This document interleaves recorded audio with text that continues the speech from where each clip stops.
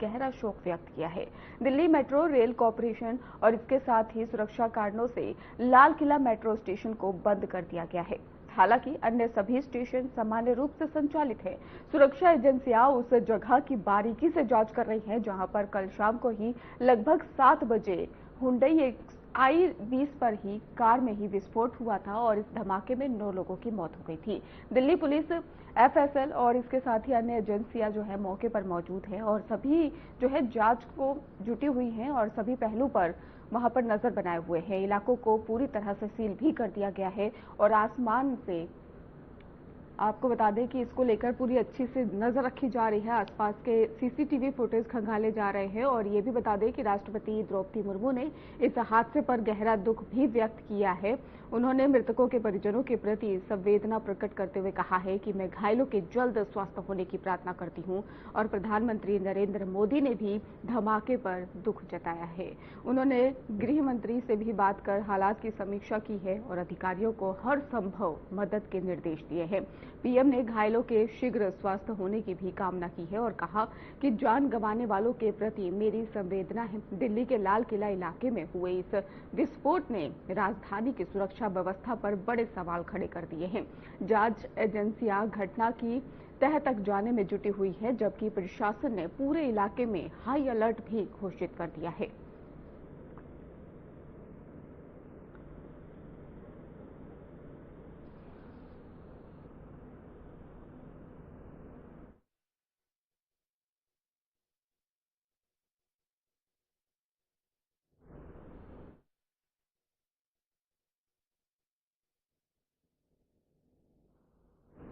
तो आपको बता दें कि पीएम मोदी ने घटना की जानकारी भी ली है, घायलों के जल्द स्वस्थ होने की भी प्रार्थना की है और इसके साथ ही आपको बताते चले कि पीएम मोदी ने पूरी जो है नजर बनाए हुए हैं इस पूरी घटना पर और इसके साथ ही घायलों के जल्द स्वस्थ होने की भी लगातार कामना कर रहे हैं। इसके साथ ही सुरक्षा एजेंसियां जो है वो जांच में जुटी हुई हैं। आपको बता दें कि कल शाम को ही ये बड़ी घटना दिल्ली में घटित हुई थी, जिसके बाद पूरे देश में दहशत देखने को मिली थी।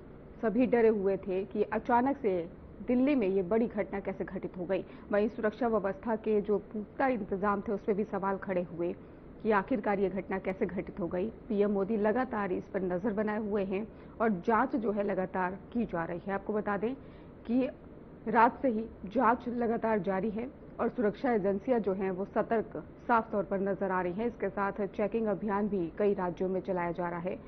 ट्रैफिक पुलिस भी सतर्क है और इसके साथ ही जो गाड़ी की डिग्गियां हैं उनकी भी जांच लगातार की जा रही है। इसके साथ ही आपको बता दें कि पीएम मोदी ने घायलों के जल्द स्वास्थ्य होने की भी कामना की है और घटना की जानकारी जो है लगातार लेते नजर आ रहे हैं। प्रधानमंत्री नरेंद्र मोदी भूटान की राजधानी थिम्पू के लिए रवाना हो गए हैं। ये प्रधानमंत्री का भूटान का 2 दिवसीय राजकीय दौरा है और जिसमें कई अहम कार्यक्रम और बैठकें शामिल हैं। प्रधानमंत्री मोदी 11 और 12 नवंबर तक ही भूटान की राजकीय यात्रा पर रहेंगे। ये यात्रा भारत और भूटान के बीच में द्विपक्षीय संबंधों को और ज्यादा मजबूत बनाने के उद्देश्य से की जा रही है। अपनी यात्रा के दौरान ही प्रधानमंत्री नरेंद्र मोदी भूटान की शाही सरकार द्वारा आयोजित वैश्विक शांति प्रार्थना महोत्सव में भी हिस्सा लेंगे और इस कार्यक्रम में कई देशों के प्रतिनिधि और धार्मिक नेता भी शामिल होंगे। तो पीएम मोदी भूटान दौरे पर रवाना हो चुके हैं। 2 दिवसीय राजकीय यात्रा जो है वो शुरू हो चुकी है। आपको बता दें कि थिम्पू में ही कई अहम कार्यक्रम होंगे और भारत भूटान रिश्तों को और ज्यादा मजबूती मिलेगी। इसके साथ ही वैश्विक शांति प्रार्थना में भी पीएम मोदी शामिल होंगे। तो वैश्विक शांति प्रार्थना में पीएम मोदी शामिल होंगे। भारत भूटान रिश्तों को नई मजबूती लेने पर ही एक नई राह जो है वो साफ तौर पर दिखाई दे रही है। प्रधानमंत्री नरेंद्र मोदी भूटान की राजधानी थिम्पू के लिए रवाना हो गए हैं और ये प्रधानमंत्री का जो भूटान दौरा है 2 दिवसीय राजकीय दौरा है, इसमें कई अहम कार्यक्रम और बैठकें भी शामिल हैं। प्रधानमंत्री नरेंद्र मोदी 11 और 12 नवंबर तक ही भूटान की राजकीय यात्रा पर रहने वाले हैं और इसके साथ ही आपको बताते चले कि ये यात्रा भारत और भूटान के बीच में द्विपक्षीय संबंधों को और ज्यादा मजबूत बनाने के उद्देश्य से की जा रही है।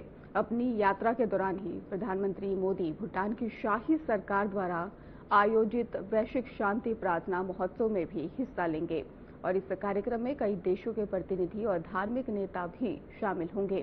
तो आपको बताते चले कि पीएम मोदी भूटान दौरे के लिए रवाना हो चुके हैं और 2 दिवसीय राजकीय यात्रा जो है वो अब शुरू हो चुकी है और इस दौरे को लेकर कई कयास भी लगाए जा रहे हैं और इसके साथ ही थिम्पू में कई अहम कार्यक्रम भी होंगे जिसमें पीएम मोदी भी शामिल हो सकते हैं। भारत भूटान रिश्तों को नई मजबूती और वैश्विक शांति प्रार्थना में शामिल होंगे पीएम मोदी। तो भूटान दौरे पर पीएम नरेंद्र मोदी अब 2 दिवसीय के लिए है और इसके साथ ही पीएम मोदी जो है 2 दिवसीय राजकीय यात्रा जो है उनकी शुरू हो चुकी है। थिम्पू में कई अहम कार्यक्रम भी होंगे। भारत भूटान रिश्तों को और ज़्यादा नई मजबूती मिलने को लेकर ये यात्रा जो है बहुत ज़्यादा मायने बताई जा रहे हैं। इसके वैश्विक शांति प्रार्थना में भी पीएम मोदी शामिल होंगे। तो वैश्विक शांति प्रार्थना के लिए पीएम मोदी अब भूटान दौरे पर नजर आ रहे हैं। प्रधानमंत्री नरेंद्र मोदी भूटान की राजधानी थिम्पू के लिए रवाना हो गए हैं और इसी खबर पर हमारे साथ दिल्ली से ऋषभ हमारे सहयोगी जुड़ चुके हैं। ऋषभ, पीएम मोदी अब भूटान की राजधानी थिम्पू के लिए रवाना हो गए हैं। क्या अहम इसमें अब देखा जा रहा है, क्या चर्चाएं हो सकती हैं, क्या बातचीत हो सकती है? तो ये देखो, ये जो पीएम मोदी का दौरा है ये काफी दिन पहले से तय था और इसमें पहले का ऐसे कई संगठन भी थे। जैसे हम बता देते हैं, उनका उद्देश्य भी था, बैठकें भी थी, इंफ्रास्ट्रक्चर पर, ऊर्जा सहयोग पर चर्चाएं था। आपको बता दें, प्रधानमंत्री नरेंद्र मोदी का जो दौरा है आज और कल रहने वाला है और वहाँ पे एनर्जी पावर में भी इस पे डिस्कसेस होगी। और दूसरी चीज, और इसमें रणनीति साझेदारी पर लेकर सबसे अहम माना जा रहा है ये जो दौरा है, रणनीति साझेदारी पर बात होगी। अब साझेदारी क्या है? भूटान और जो भारत की रणनीतिक और आर्थिक संबंध जो है, मतलब इकोनॉमिकल जो संबंध है उसको बढ़ावा देना है और भूटान को थोड़ा इससे पावर करना है, क्योंकि जब भी कोई भी देश आगे बढ़ता है उसे सहयोग की जरूरत होती है। हालांकि इसमें भारत के आगे भूटान जो है आर्थिक सहयोग, आर्थिक स्थिति उसकी बहुत कमजोर भी है और वो चीजों में वो काफी सारी कमजोरियां भी है। अब बात करते हैं इंफ्रास्ट्रक्चर के बारे में, बात करते हैं।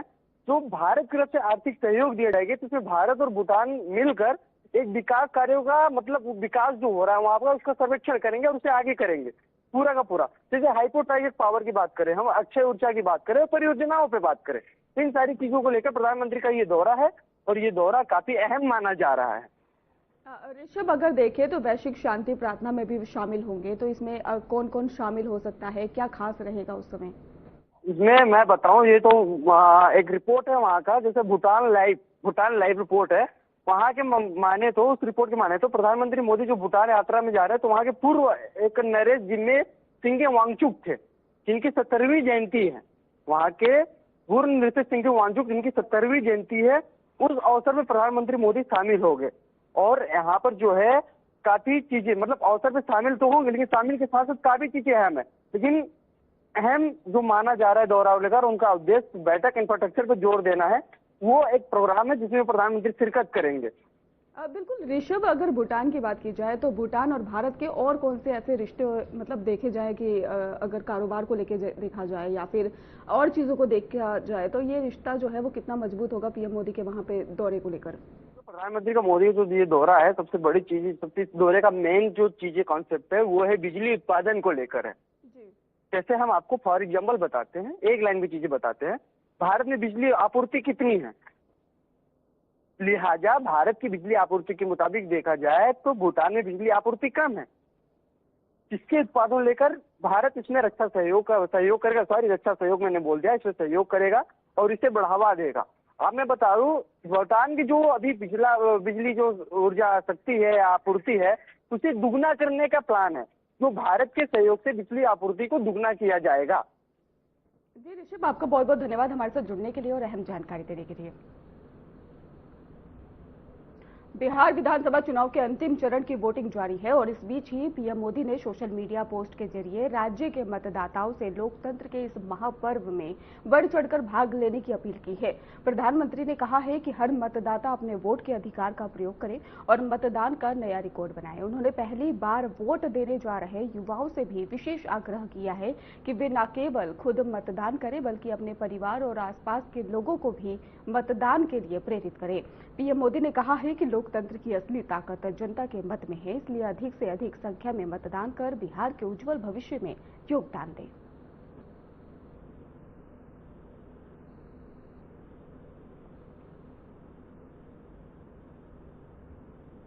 दिल्ली के लाल किला मेट्रो स्टेशन के पास हुए धमाके में अब तक 9 लोगों की मौत हो चुकी है और घटना के बाद दिल्ली पुलिस, एफएसएल और इसके साथ ही आपको बता दें कि सुरक्षा एजेंसियां जो है वो लगातार जांच में जुटी हुई है। इस बीच ही केंद्रीय गृह मंत्री अमित शाह और दिल्ली की मुख्यमंत्री रेखा गुप्ता ने घायलों से अस्पताल में मुलाकात की है। दिल्ली के लाल किला मेट्रो स्टेशन के पास हुए इस हादसे को लेकर आपको बता दें कि राजधानी में एक दहशत का माहौल जरूर देखने को मिला है। लोग घबराए हुए नजर आए हैं और इस हादसे में 9 लोगों की भी मौत हो गई है, जबकि कई लोग भी घायल हैं। और घटना के बाद से ही केंद्रीय गृह मंत्री अमित शाह दिल्ली के लोकनायक अस्पताल पहुंचे और जहां उन्होंने धमाके में घायल लोगों से मुलाकात की है। अमित शाह ने डॉक्टरों से घायलों की स्थिति की जानकारी ली और अस्पताल प्रशासन को हर संभव मदद के निर्देश भी दिए हैं। अमित शाह दिल्ली पुलिस आयुक्त सतीश गोलचा और इसके साथ ही डॉक्टरों की टीम के साथ बैठक कर हालात की समीक्षा भी की। उन्होंने कहा है कि जांच एजेंसियां पूरे मामले की गहराई से जांच कर रही हैं और दोषियों को बख्शा बिल्कुल भी नहीं जाएगा। वहीं दिल्ली की मुख्यमंत्री रेखा गुप्ता और मंत्री आशीष सूद भी लोकनायक अस्पताल पहुंचे। दोनों नेताओं ने घायलों से मुलाकात की और अस्पताल प्रशासन को बेहतर इलाज सुनिश्चित करने के भी निर्देश दिए हैं।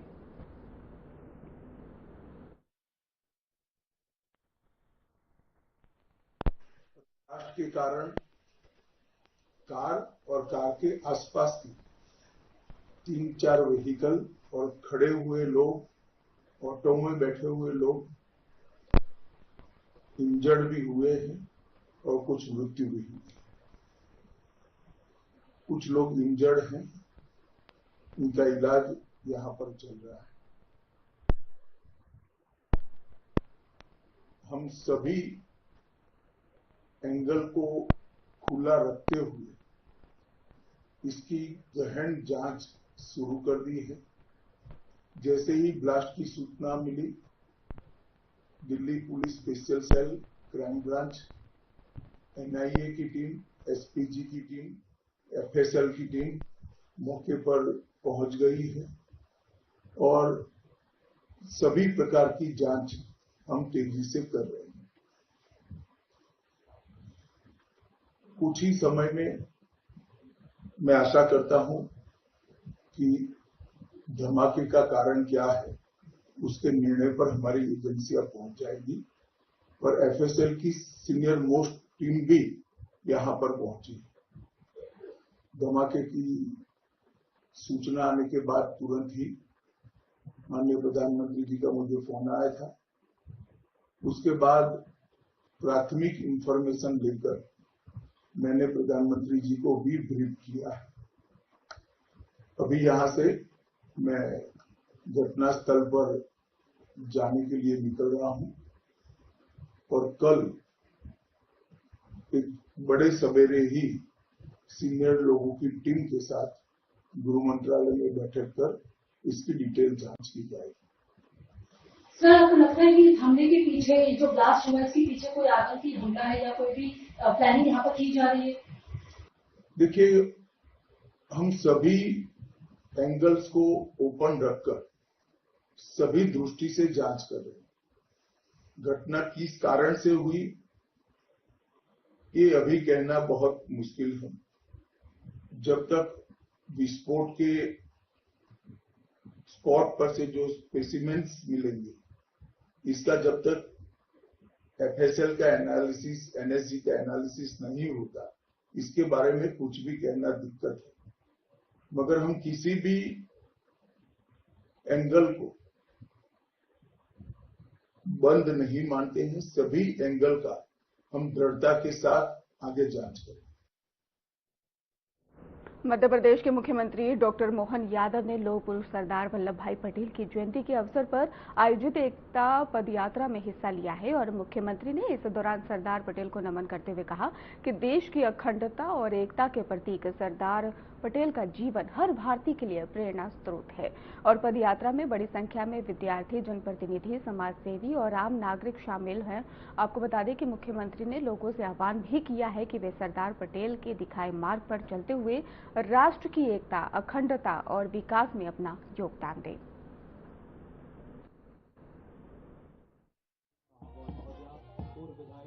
सिंह जी, आलोक संजय जी, किशन सूर्यवंशी जी, और बहुत ही ऐतिहासिक दिन है। एक बार बोलिए भारत माता की। अपने तिरंगे झंडे को सभी ऊपर रखे। आदिवासी कलाकार देखिए कितना सुंदर तस्वीर हमारे इस भारत की देशभक्ति और राष्ट्रभाव के भाव के साथ सरदार वल्लभ भाई पटेल जी की 150वीं जयंती पर ये पद यात्रा भोपाल सीहोर लोकसभा के यशस्वी सांसद जी के कुशल समायोजन से, और आज देख सकते हैं माननीय मुख्यमंत्री जी पुष्पांजलि कर रहे हैं सरदार पटेल जी की प्रतिमा पर। एक ऐसे व्यक्तित्व जो एकता और अखंडता और राष्ट्र निर्माण के 565 रियासतों को एक करने वाले, एक बार जोरदार तालियां बजाएं इस समय सरदार पटेल जी के इस पावन भाव को सही अर्थों में दिशा और दिशा मिल रही है। माननीय मुख्यमंत्री जी जो लगातार समृद्ध, गौरवशाली और विकसित मध्य प्रदेश बनाने के लिए प्रतिबद्ध हैं, और देख सकते हैं एक बार हम सब बोलेंगे सरदार वल्लभ भाई पटेल अमर रहे, सरदार वल्लभ भाई पटेल अमर रहे। ये राष्ट्र के ऐसे युग पुरुष जिन्होंने भारत के निर्माण को, एकता और अखंडता के स्वरूप को साकार किया। सरदार वल्लभ भाई पटेल की 150वीं जयंती पर माननीय मुख्यमंत्री जी ने सबसे पहले एक पेड़ मां के नाम और दीप प्रज्वलन और पुष्पांजलि। सभी लोग कृपया अपनी अपनी जगह खड़े होंगे। वंदे मातरम के गायन के साथ सभी लोग सावधान की मुद्रा में अपनी अपनी जगह खड़े हो जाएंगे। मैं कलाकार साथियों को वंदे मातरम गायन के लिए सादर आमंत्रित करता हूं। सभी अपनी अपनी जगह खड़े हो जाएं सावधान की मुद्रा में।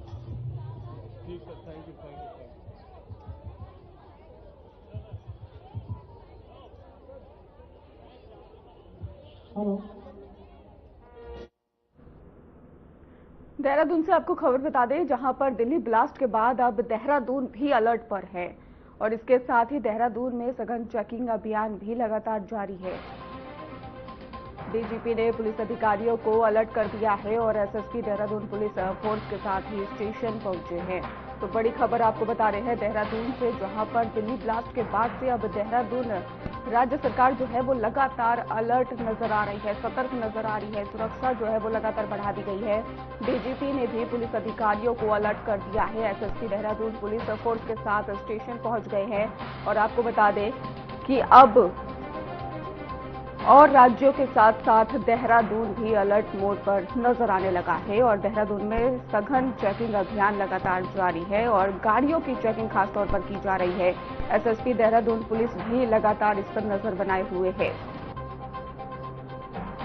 तो दिल्ली ब्लास्ट के बाद देहरादून अलर्ट मोड पर साफ तौर पर नजर आने लगा है।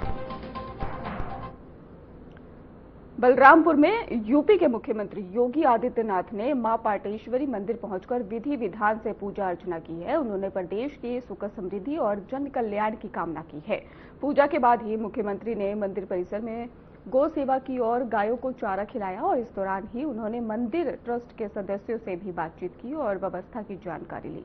मुख्यमंत्री के दौरे को लेकर मंदिर परिसर में सुरक्षा के कड़े इंतजाम भी किए गए थे, जिसके बाद आप तस्वीरों में देख सकते हैं बलरामपुर में सीएम योगी आदित्यनाथ का जो दौरा है वो देखने को मिला है और मां पाटेश्वरी मंदिर पहुंचने के बाद सीएम योगी आदित्यनाथ ने पूजा अर्चना की है।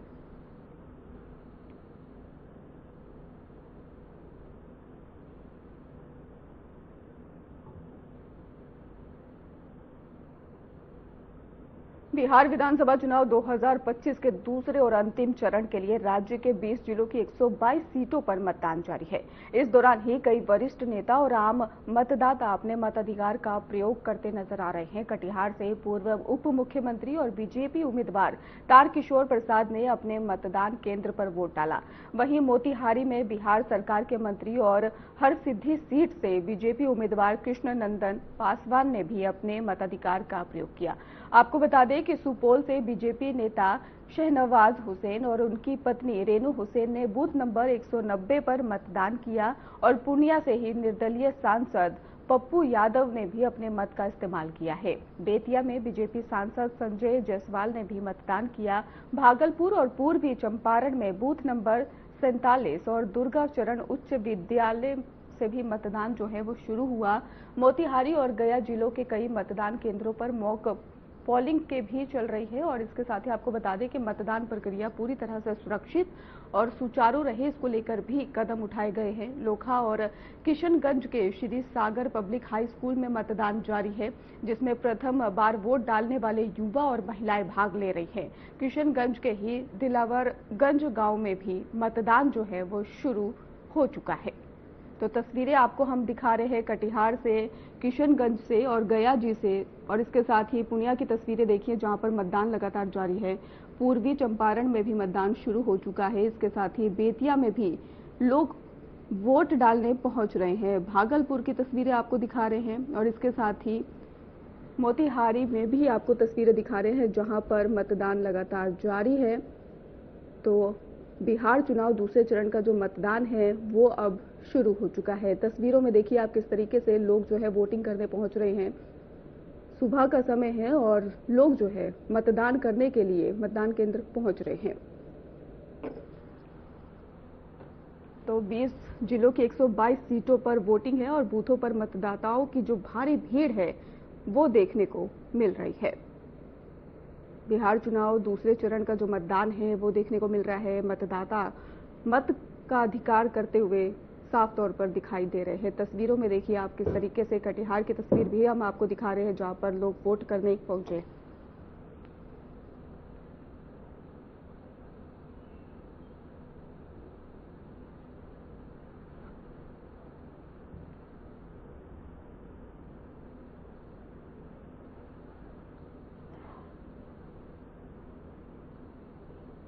तो देहरादून से आपको बड़ी खबर हम बता दें, बड़ी खबर सामने आ रही है देहरादून से, जहां पर पंचायतों में खाली पदों पर उपचुनाव और इसके साथ ही 20 नवंबर को पंचायत उपचुनाव होंगे। आज जारी की जाएगी अधिसूचना। बड़ी खबर आपको बता दें देहरादून से, इसके साथ ही उपचुनाव के बाद ही ग्राम पंचायतों के बाद से ही बताया जा रहा है कि 4843 ग्राम पंचायतों की जो बात रखी गई है और आज जारी की जाएगी अधिसूचना। इसके साथ ही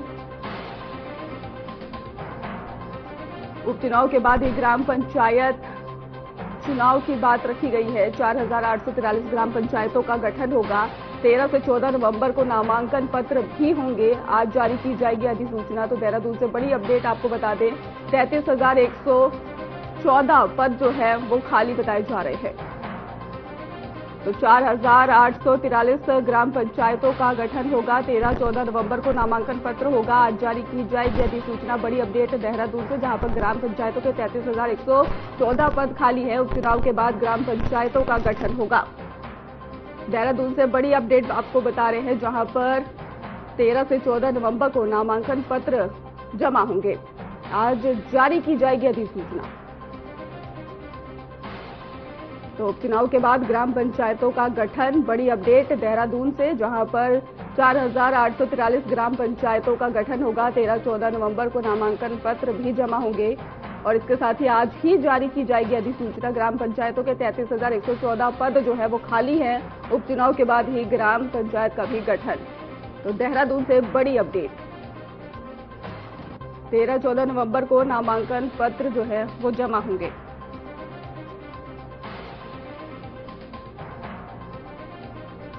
उपचुनाव के बाद ग्राम पंचायत का भी गठन होने जा रहा है। देहरादून से आपको बड़ी अपडेट बता रहे हैं। पंचायतों में खाली पदों पर ही उपचुनाव होगा। 20 नवंबर को ये पंचायत उपचुनाव होंगे। आज जारी की जाएगी अधिसूचना। फिलहाल खास बुलेटिन